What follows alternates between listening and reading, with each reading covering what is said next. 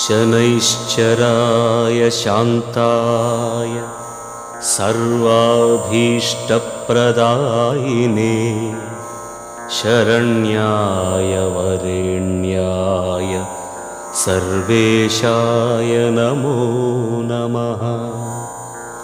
सौम्याय सुरवन्द्याय सुरलोकविहारिणे सुखासनोपविष्टाय सुन्दराय नमो नमः। घनाय घनरूपाय घनाभरणधारिणे घनसारविलेपाय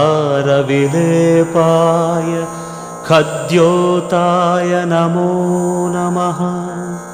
मन्दाय मन्दचेष्टाय